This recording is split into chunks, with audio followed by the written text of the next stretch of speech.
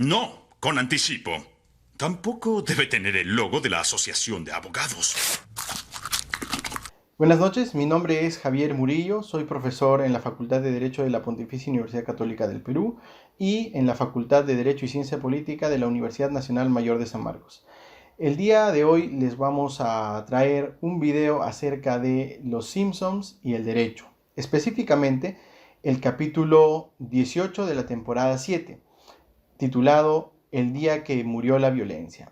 En este capítulo, que es muy importante, motivo número uno es que es mi favorito de la serie, es que es jurídicamente muy relevante. En este caso vamos a ver temas de derechos de autor de los más básicos hasta los más complejos, en virtud de cada escena de este capítulo. Y para ello vamos a ir analizando poco a poco conforme a las escenas van saliendo en el video, ¿no? Es muy interesante también porque nos permite introducir a una persona que no conoce nada de derecho de autor todos los temas y específicos que son básicos para poder saber cómo funciona el derecho de autor. Entonces, vamos con ello.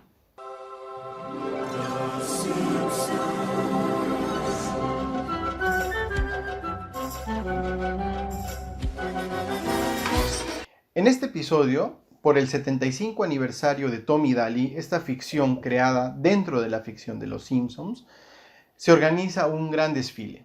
Bart y Lisa toman conocimiento de ello y le preguntan a sus padres, bueno, en realidad no le preguntan a sus padres, van directamente al desfile, pero Marge envía a Homero para que les ayude en esta trasnochada para coger los mejores sitios.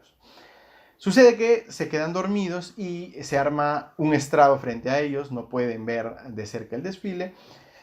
Bart, como siempre irreverente, ¿no? Rompe entre las filas del público e ingresa al desfile para acompañar toda la parada, ¿no? Es decir, acompañar a los muñequitos, etcétera, y avanza con el desfile hasta que se introduce en la zona de vagabundos, como le llaman en esta serie, ¿no? Y en ese punto es que conoce al personaje misterioso que va a dar la trama de este capítulo. Y ahora el desfile entra al sector de vagabundos. ¡Ay, pero qué emoción, Nacho! Me parece que la ruta no fue bien planeada, Laurita.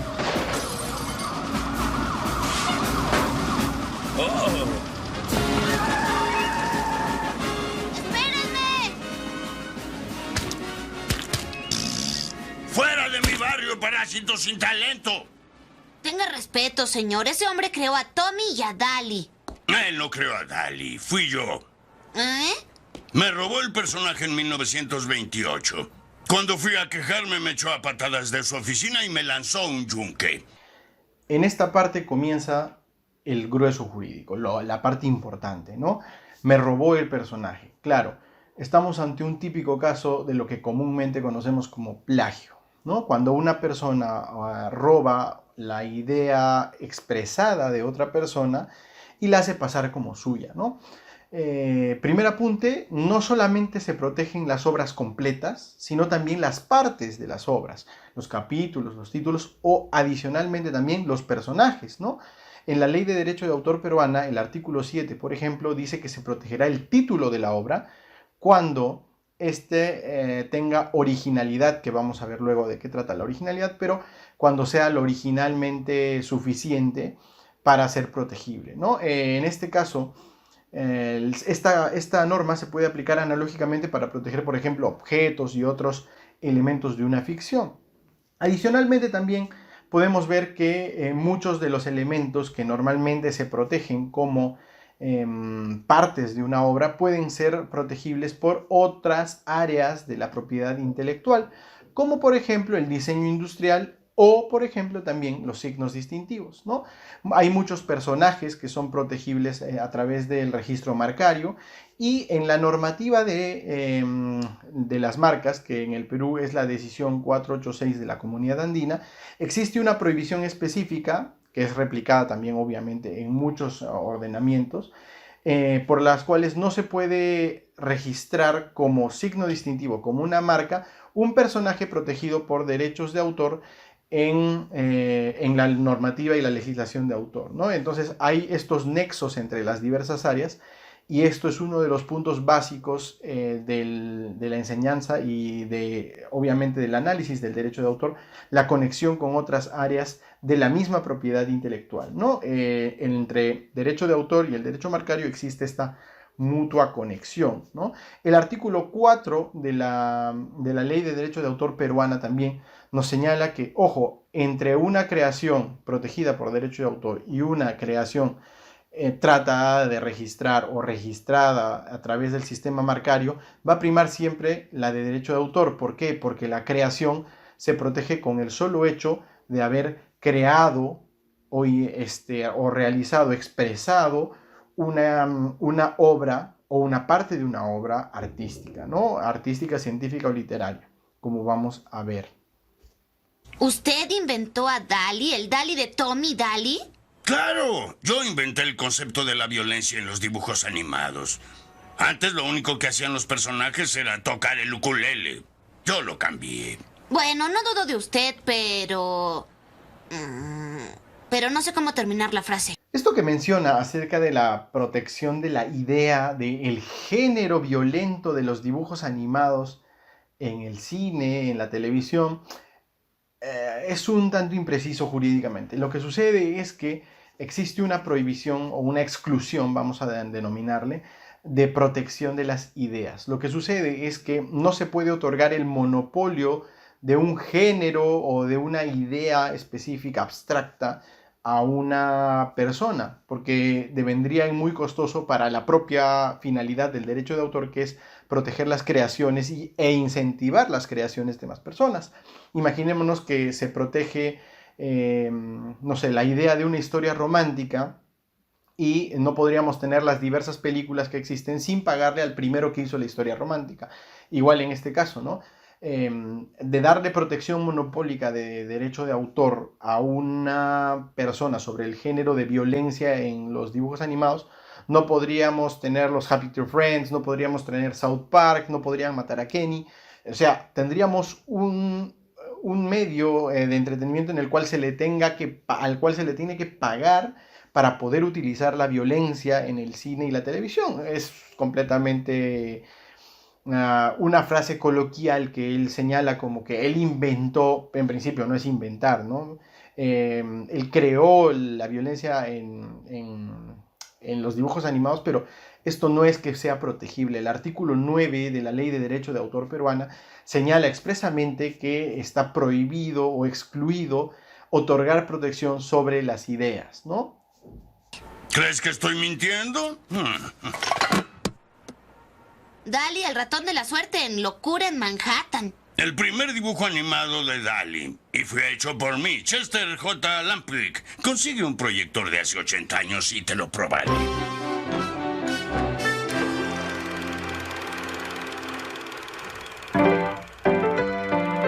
Locura en Manhattan. Otro aspecto importante que vemos es la propia película física, ¿no? Una película antigua que tiene este señor y que utiliza para convencer a Bart de que él es el verdadero creador del personaje, ¿no? En principio, la película física es muy importante porque en el derecho de autor, como lo señalábamos, el artículo 18 en la Ley de Derecho de Autor peruana señala que se va a proteger la creación desde el momento en que es creada, es exteriorizada, ¿no? No está vinculado a un tipo de registro, ¿no? Por ejemplo, a diferencia de los signos distintivos en propiedad industrial, que sí, el registro constituye derechos, ¿no? En este caso, el registro de derecho de autor que existe también en nuestro país y que existe en diversos países es solamente declarativo. El verdadero hecho jurídico relevante que importa para el derecho de autor es la creación específica del personaje, de la obra, y que constituya los requisitos, ¿no? Que sea original, que esté exteriorizado, es decir, que no sea una idea.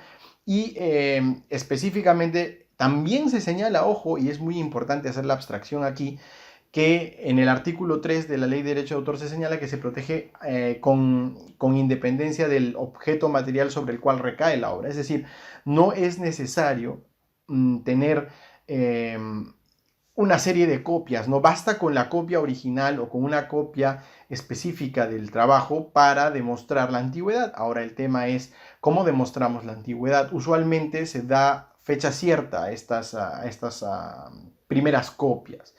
Basta, por ejemplo, una certificación notarial, ¿no?, que diga que la obra fue creada en un determinado momento, aunque también podría ser, aunque es un poco más riguroso, ir al registro de propiedad intelectual ante la autoridad nacional que vea los temas de derechos de autor, ¿no? Pero lo importante es que el hecho jurídico de la creación determina el nacimiento de los derechos de autor.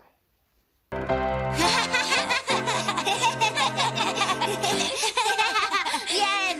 Chester J. Langwith, creador, director, artista celulaminar, ingeniero electrónico y etnógrafo. Este es un aspecto importante, ¿no?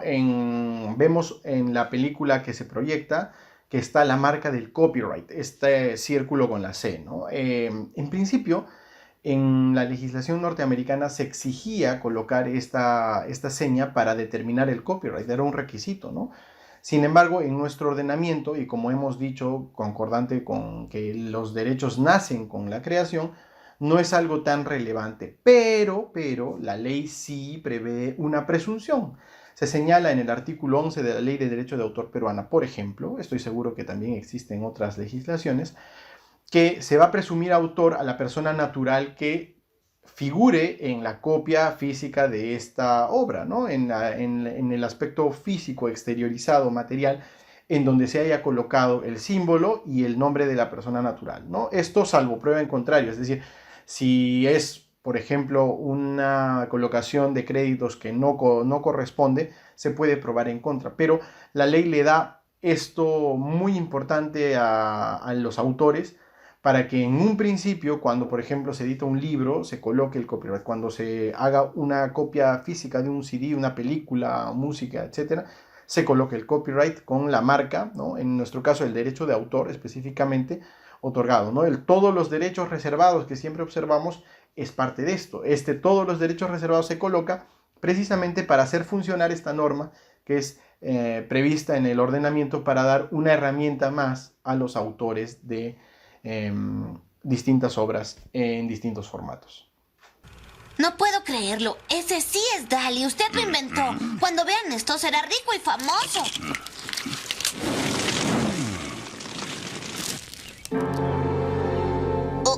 Aquí comienzan los problemas, ¿no? La primera copia que se tenía de la película se pierde, se quema, y comienza el problema jurídico en realidad, ¿no? El problema que trae el nudo de la historia a Springfield y el caso de este señor, ¿no? J.P. Lampick, que quiere reclamar los derechos de autor sobre el personaje, ¿no?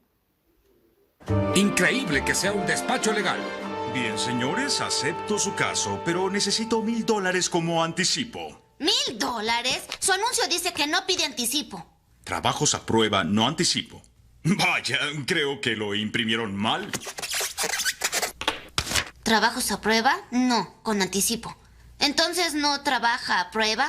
No, con anticipo. Tampoco debe tener el logo de la Asociación de Abogados. Bueno, lo que vemos aquí es realmente gracioso, ¿no? Muchas de las escenas de Lionel Hutz son famosísimas en Los Simpsons. Es la parodia espectacular del abogado que existe, ¿no? Y bueno, en realidad lo que vemos es un caso de publicidad que es corregida por él mismo cuando le llevan el volante que han recogido en la calle, ¿no? En este caso tenemos varios aspectos que no son de derechos de autor, pero me gustaría mencionarlos porque son muy, muy relevantes para todos en nuestras carreras. En principio, lo que coloca un abogado en una publicidad constituye una garantía expresa según el Código de Protección y Defensa al Consumidor en el Perú. En el artículo 20, inciso B, se señala que es una garantía expresa aquello que se pacta concretamente con el cliente, ¿no? En este caso cliente porque es un servicio jurídico, y también en concordancia con el artículo 46 del mismo cuerpo legal, en donde se señala que todo lo que se señala en la publicidad, lo que se establece en la publicidad, va a ser considerado parte de la oferta al público. Entonces, todo lo que haya podido poner Lionel Hutz en su publicidad tiene que ser aceptado, no puede corregirlo en ese momento, ¿no? Adicionalmente, estamos frente a una vulneración específica al Código de Ética de los Abogados, porque en el artículo 69 se señala que tienen que competir lealmente. Esto significa que no se puede vulnerar los principios generales de la buena fe comercial en el mercado. Y el artículo 8 de la Ley de Represión de Competencia Desleal en el Perú señala que no se puede inducir a error a los consumidores, en este caso a los clientes, sobre alguna de las características que se está ofreciendo. Esto dice el artículo 8 y específicamente tenemos un caso de publicidad engañosa. Se está ofreciendo no trabajo por adelantado, sí trabajo por adelantado y lo está rompiendo. Además, también tenemos que señalar que esta juridificación que existe del Código Deontológico de los Abogados en el Perú, porque el inciso 3 del artículo 288 de la Ley Orgánica del Poder Judicial recoge por ley que es un deber de los abogados respetar el Código de Ética. Entonces, en este caso, Lionel Hutz está cometiendo 1000 infracciones, todos lo vemos, ¿no? Pero es parte de este personaje, ¿no? Que siempre ha sido tildado de un inútil, ¿no? Hay distintos capítulos en donde efectivamente este pata no tiene idea de lo que está haciendo, ¿no? En juicio también se puede observar ello. Y también un aspecto muy interesante es el título, ¿no? de su firma legal, ¿no? Que está en modo de pregunta. No puede creer usted que esto sea una firma de abogados en un centro comercial, ¿no? Es muy interesante cómo se parodia a los abogados, pero en este caso, en este capítulo, Lionel Hutz se lleva el premio mayor en la serie.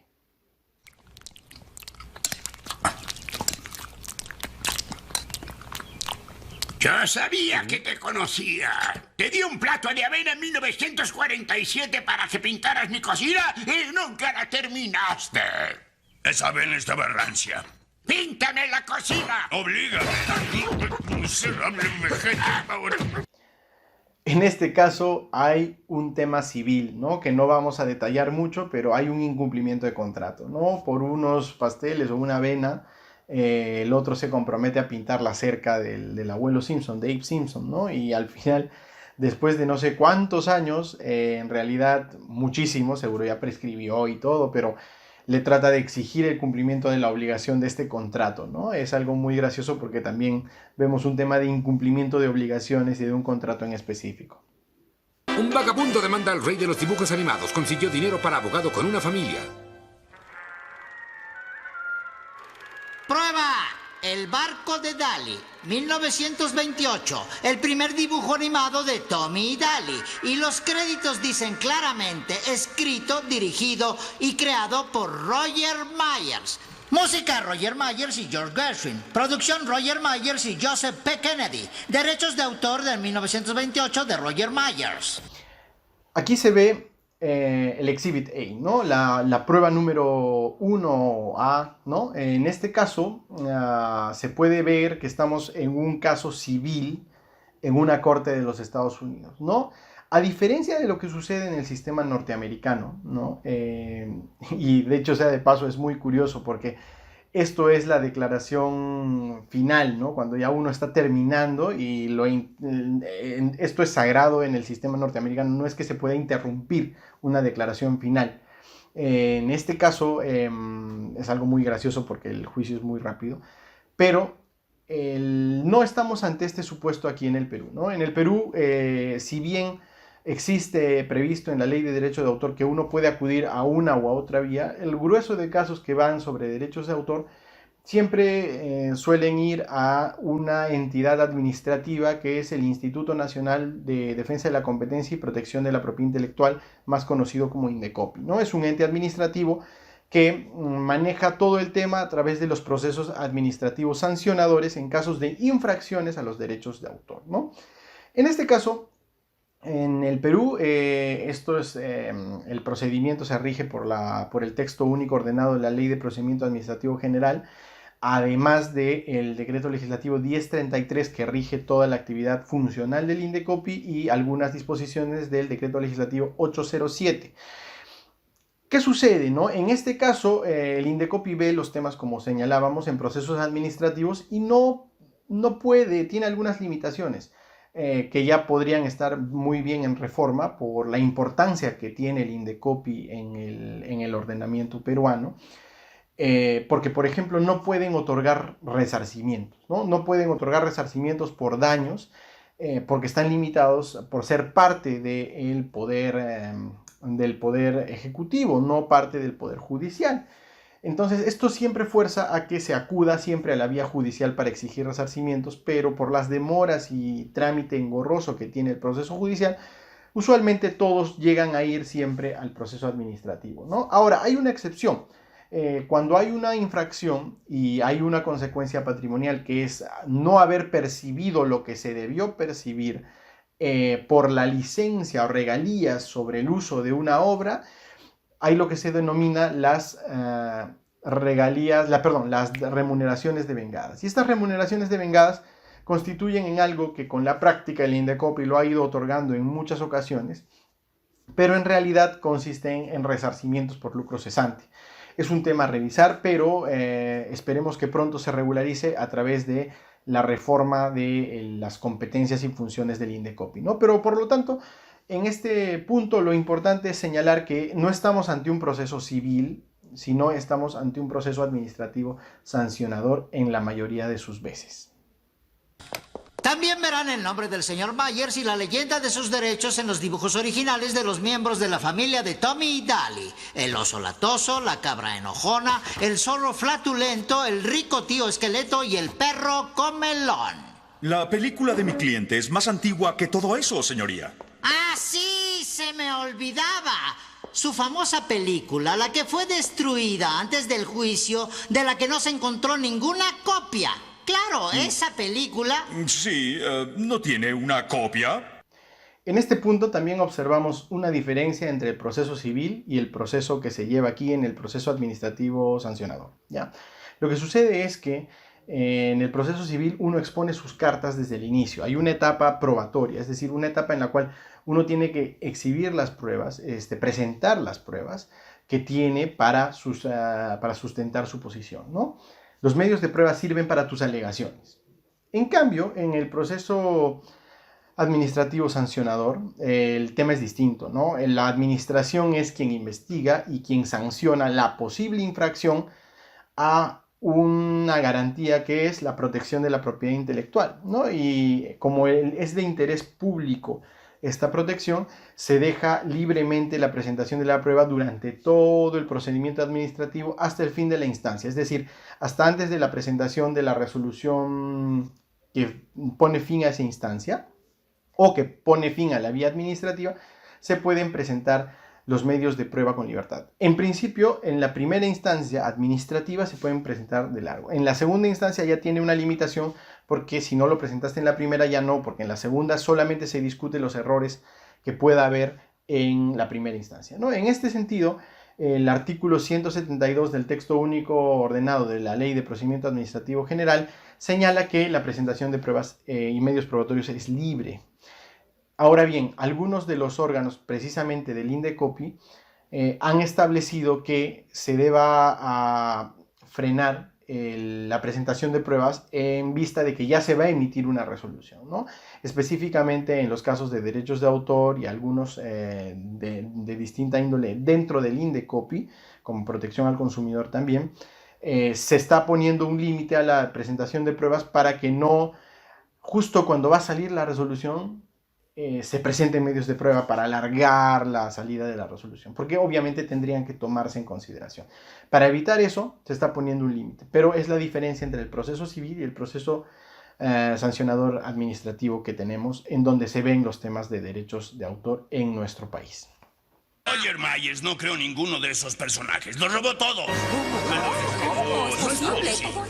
Los únicos personajes que Myers pudo inventar fueron unos miserables monitos llamados el caballo sarcástico y el cartero maniático. Y eran enfermizos, así que empezó a robar los personajes de otros. Señor Luna, llevamos 4 horas aquí. ¿Tiene alguna evidencia o no? Bueno, tenemos muchos supuestos y conjeturas. Todo eso es un tipo de evidencia. En este punto lo que está señalando es muy gracioso porque es cierto. Lionel Hutz está señalando que los indicios vienen a ser pruebas. Sí, los indicios sirven mucho para probar determinados hechos, ¿no? En los derechos de autor se utilizan demasiado. Lo que sucede es que no muchas veces tenemos clientes que nos muestran la primera creación, ¿no? siempre tenemos que pedir que busquen la primera servilleta en la cual escribieron la canción, el primer boceto, la primera libreta en donde dibujaron al personaje, el primer bloc de notas donde empezaron a escribir su libro, ¿no? Y esto, adicionalmente, de no tenerlo, en caso el cliente no lo tenga, tenemos que demostrarlo mediante indicios, es decir, que poco después se pudo observar la salida en el mercado, que alguien comentó sobre ello, revistas donde se ha dicho que se creó la obra, ¿no? Entonces, estos son indicios que permiten cuadrar la fecha original de la creación, porque como hemos dicho, los derechos de autor se adquieren desde la creación de la obra. Ahora, adicionalmente, tenemos un medio de prueba distinto, que es el peritaje, ¿no? El informe pericial, porque de todas maneras vamos a necesitarlo para demostrar la antigüedad en caso que tengamos una copia original o una primera copia de una obra, porque se tiene que determinar efectivamente que estamos ante una fecha específica y eso no se prueba con solamente presentar el físico de la primera creación, ¿no? A veces tiene que ser respaldado por peritajes, ¿no? En este caso es muy interesante ello porque lo que dice Lionel Hutz es cierto. Gracias. Sabía que había visto esto en alguna parte. Fue en la película del señor Lampwick. Damas y caballeros, este dibujo fue hecho en 1919, 9 años antes de que Roger Myers hiciera su primer dibujo animado de Tommy y Daly. Cualquiera pudo haberlo dibujado en cualquier momento. No hay firma ni fecha, señoría. Bajo el marco, muchacho. Veamos. Con cuidado. Oh, y aquí está. Para Roger Mayer, sigue dibujando. Tu empeño compensa tu falta de talento. Tu amigo Chester J. Lampwick, 3 de septiembre de 1919. ¡Oh, pero eso no es posible! Aquí también podemos observar algo interesante, ¿no? Bart va y compra una fotografía original, bueno, un dibujo original enmarcado de lo que era el primer boceto del personaje, ¿no? Adicionalmente vemos una firma y una dedicatoria, ¿no? Inmediatamente no sirve este medio probatorio para demostrar que el verdadero creador es Lampwick, en vez de Roger Myers. Lo que sucede es que esto tiene que pasar por un peritaje de la firma, la letra, etc. No es que automáticamente se demuestra que este dibujo, con tener una fecha específica, de todas formas va a ser la firma de, ¿no? Adicionalmente, bueno, en el procedimiento administrativo sancionador que tenemos aquí regulado en el Perú, se presume la veracidad de lo presentado y se le tira la carga de la prueba a la otra parte para que demuestre que es falso. Pero obviamente se tiene que facilitar para que se haga el peritaje y demás, porque obviamente van a contradecir, ¿no? No es tan sencillo como en una caricatura que con solo presentarlo todo el mundo se sorprende, porque cambió el juicio. En la realidad es un poco distinto, pero constituye un medio probatorio válido para demostrar si es que finalmente se une este medio probatorio a una determinación de la fecha cierta, ¿no? Y en el procedimiento administrativo sancionador se presume la validez, veracidad de este documento. Bueno, tal vez mi padre sí se robó a Dali, pero ¿qué tiene? La animación se ha construido con el plagio. Si alguien no hubiera plagiado Los Recién Casados, no existirían los Picapiedra. Si no hubieran plagiado al sargento Vilco, no habría Don Gato y su pandilla, Huckleberry Hound, el jefe Gorgor y el oso Yogi, los tres chiflados, Conan el Bárbaro, Rambo. Por Dios, si nos quitan el derecho a robar ideas, ¿de dónde van a salir, señoría? Este discurso, por más ilógico que pueda parecer, tiene mucha lógica. Richard Posner, en su libro de Análisis Económico del Derecho, ha señalado justamente esta paradoja, ¿no? El sistema de derechos de autor persigue proteger las creaciones de los individuos para incentivar que se creen más obras en general, ¿no? Y esto también incrementa el acervo cultural de obras que se crean. Ahora bien, el tema es que si este sistema es muy restrictivo, los propios creadores encuentran un obstáculo en él. ¿Por qué? Porque no se puede utilizar obras previas o hacer nuevas versiones de obras previas o cambiar obras previas totalmente para poder generar nuevas obras, ¿no? ¿Por qué? Porque la restricción es muy fuerte y obviamente hay que pedir autorización y también pagar las regalías. Entonces se convierte el mismo sistema en una especie de obstáculo.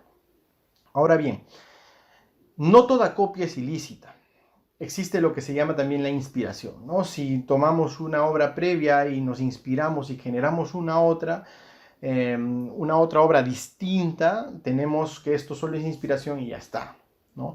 Pero hay otro tipo de copias en las cuales tenemos una obra original y le cambiamos tan mínimamente las cosas que constituye simplemente un plagio, es decir, la infracción al derecho de paternidad, de yo decir que es mi obra, y algún derecho patrimonial como el de reproducción, de sacar una copia de algo previo, ¿no? Esto puede encubrirse o puede ser simplemente una copia vulgar, es decir, una copia idéntica. Ahora, también podemos estar ante una infracción al derecho de transformación, es decir, coger una obra original y transformarla sin haber autorizado esta transformación el titular original de los derechos de autor o sin haber percibido las regalías específicas. Entonces, si bien no toda copia es ilícita, hay que tener mucho cuidado porque en algunos supuestos podríamos estar cometiendo infracciones, aun cuando nosotros no creemos estar cometiendo las infracciones. Es una paradoja muy compleja, entonces por lo tanto lo que está diciendo aquí Roger Myers es cierto.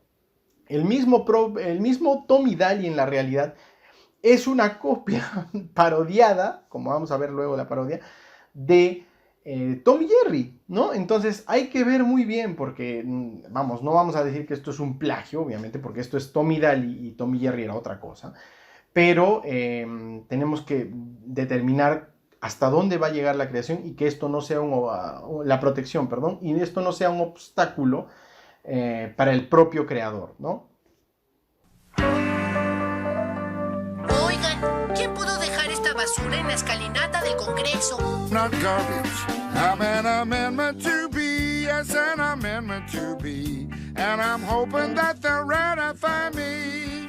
There's a lot of flag burners who have got too much freedom.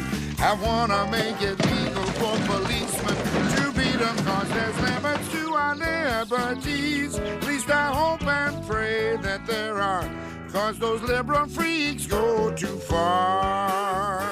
¿Y por qué no hacemos una ley contra la quema de banderas, enmienda? Porque esa ley sería anticonstitucional. Pero si cambiamos la Constitución... podríamos hacer toda clase de leyes locas. Ya estás entendido. Bueno, este es un pequeño guiño norteamericano, ¿no? La Constitución es lo más importante y la Constitución norteamericana tiene una serie de enmiendas, ¿no? Enmiendas que se hicieron al texto original. Esto es muy importante para los constitucionalistas porque en este gráfico está espectacular cómo es que se modifica una constitución, cómo es una constitución modificada a través del tiempo, con muchas enmiendas, cómo lo garabatean y todo, ¿no? Y un guiño adicional es que precisamente la canción versa sobre hay que defender los derechos, ¿no? Y finalmente una de las principales expresiones, la libertad de expresión, es una vulneración a la primera enmienda de los Estados Unidos y esta canción demuestra que al encerrar a esta persona está efectivamente haciéndose una vulneración del derecho a la libertad de expresión, reconocido en la primera enmienda de los Estados Unidos, ¿no?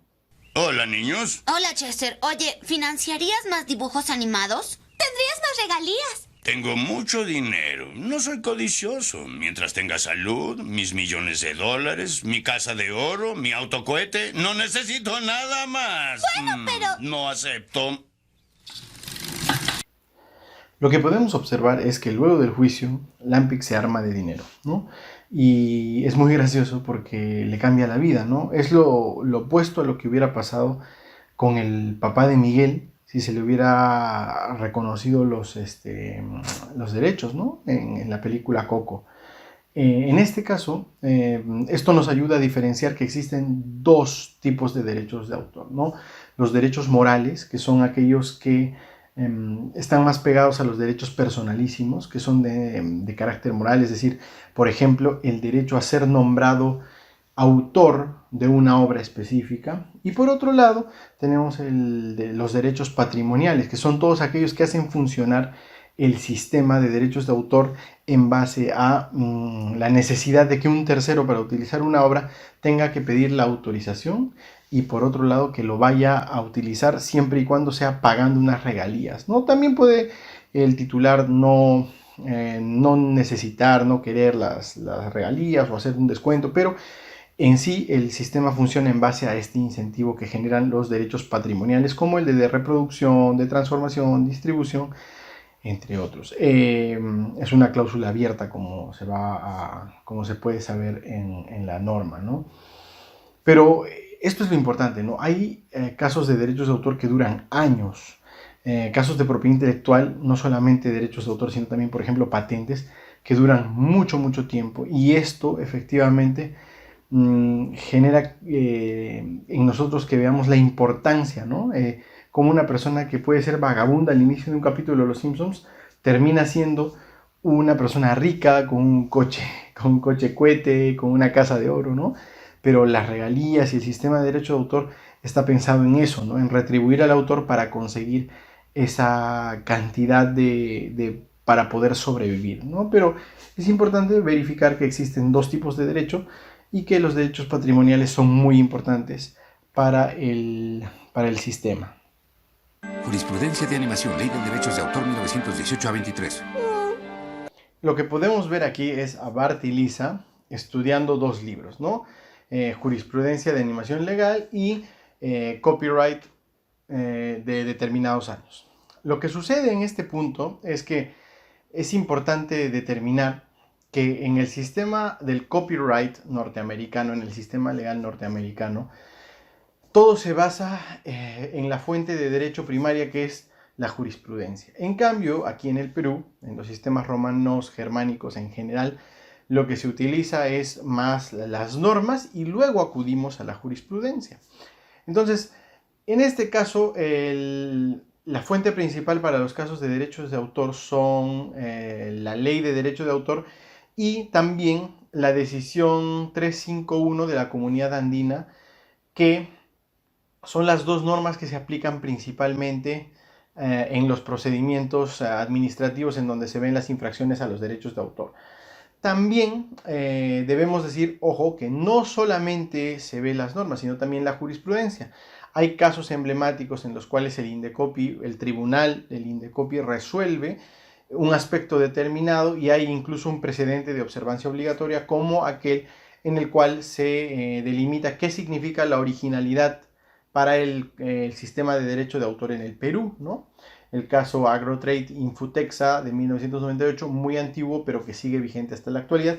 Y por otro lado también, como la decisión 351 de la Comunidad Andina es una norma supranacional, no un tratado internacional, sino una norma supranacional aplicable directa, efectiva e inmediatamente a los Estados miembros de la Comunidad Andina, también existe una especie de jurisprudencia que se arma en base a lo que interpreta el Tribunal de Justicia de la Comunidad Andina respecto a las normas que salen en la decisión 351 y que se pueden dilucidar, ¿no?, a través de los pronunciamientos que efectúa este tribunal, aclarando el panorama para los Estados miembros. Cuando a nadie se le ocurría un plan para revivir a Tommy y Daly, un pequeñito, un maravilloso e incontenible niñito se dio a la tarea de resolver el problema. Y descubrió que el personaje del servicio postal, el señor Zip, era un plagio del monito inventado por mi padre, el cartero maniático.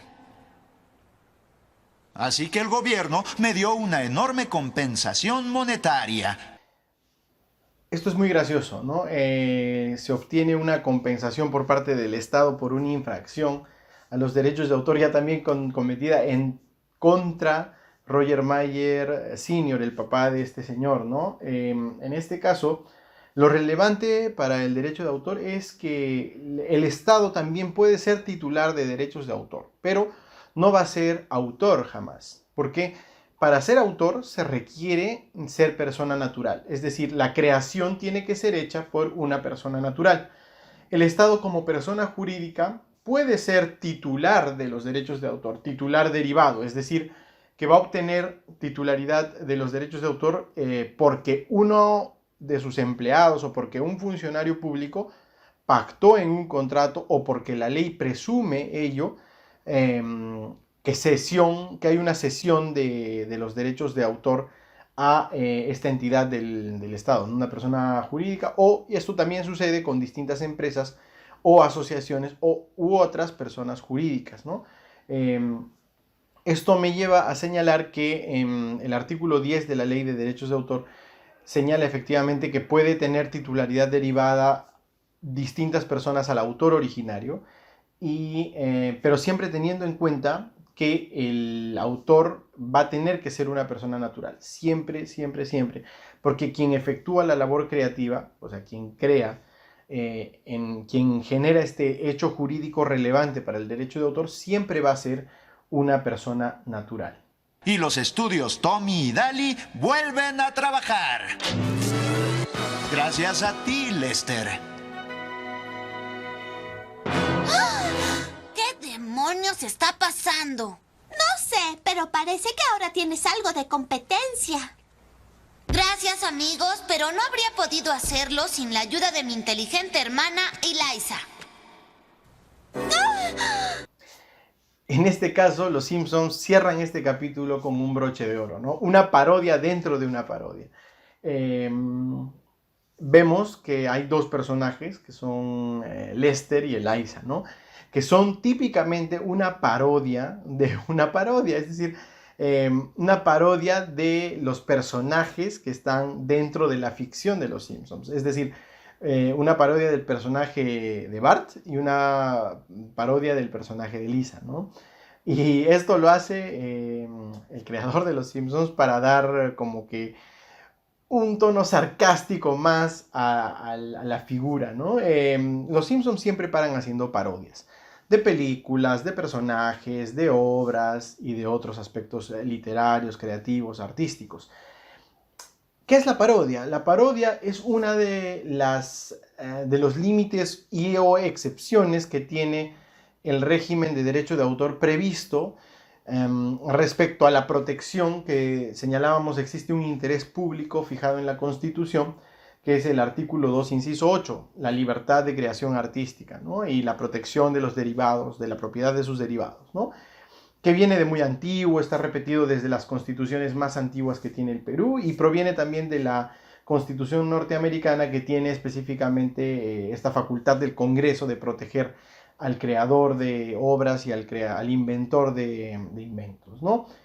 Ahora bien, ¿cómo funcionan los límites y excepciones? Es decir, los derechos patrimoniales por los cuales uno puede reclamar que se le pida autorización y que se le paguen regalías van a tener siempre excepciones. ¿Por qué? Porque puede haber otros derechos, otros valores constitucionales e incluso internacionales que chocan con este valor constitucional, que incluso se eleva a un tratado internacional que es el Convenio de Berna, ¿no? Al cual está suscrito el Perú y tiene muchos países suscritos, porque es como un marco general que deriva en las protecciones específicas de los países.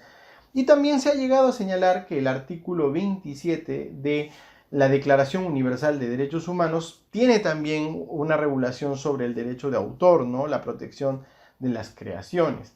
Pero ¿qué sucede? Existen otros valores constitucionales, como por ejemplo la libertad de expresión, que permiten que se puedan limitar los derechos patrimoniales de autor, en virtud de que lo que hagan los creadores u otros usuarios, ¿no? Esté resguardado por otro tipo de valor constitucional. Entonces se entra en una ponderación y el legislador prevé específicamente cuáles son los límites que se deben respetar para generar este tipo de límites y excepciones, ¿no? La parodia es uno, el uso en enseñanza es otro, la libertad para citar, ¿no? Son otros de los tipos de excepciones que prevé el ordenamiento. Sí, técnicamente todo salió bien, pero... ¿Pero? Pues no fui yo quien resolvió el problema, ni Lisa. Hay algo inquietante en todo esto.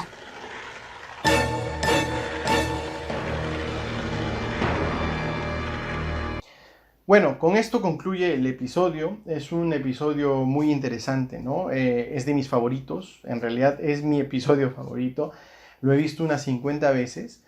Es interesante porque nos muestra un montón de temas jurídicos, no solamente derechos de autor, como hemos visto, hay contratos, hay temas diversos, ¿no? Lo importante es, para el derecho de autor y la propiedad intelectual, que nos muestra conceptos básicos. ¿Quién es el autor? cómo se lleva a cabo las pruebas en un proceso de derecho de autor, cómo se demuestra la autoría, ¿no? A través de una muestra física, qué pasa si esta muestra física se pierde. Aparte que nos muestra una espectacular muestra de este Lionel Hutz, que es el abogado, es terriblemente malo, pero precisamente nos muestra algunas cosas que pueden derivarse, ¿no? Bien, algunas cosas mal, como por ejemplo el mal uso de la publicidad, etc. Pero principalmente nos muestra cosas de derechos de autor. Nos muestra quién es el autor, quién puede ser determinado autor, las importancias de las fechas y sobre todo también la importancia y diferencias entre el sistema del copyright norteamericano y el sistema romano-germánico de derecho de autor que luego deriva en el francés y que termina llegando aquí al Perú y que se aplica aquí en el Perú, ¿no? Es por ello que este episodio es jurídicamente relevante y nos invita a analizar más capítulos de Los Simpsons, porque efectivamente no solamente se agota en este capítulo, sino hay otros temas diversos de los cuales hay que revisar, ahondar para poder encontrar los temas jurídicos relevantes y analizarlos seriamente, ¿no? Por más de que nos haga reír mucho la serie, es importante siempre reflexionar en serio lo que se está mencionando, ¿no? Por mi parte, aquí acabamos. Vamos a tratar de hacer más videos y estén al tanto, ¿no? Suscríbanse al canal si desean y nos vemos en una siguiente.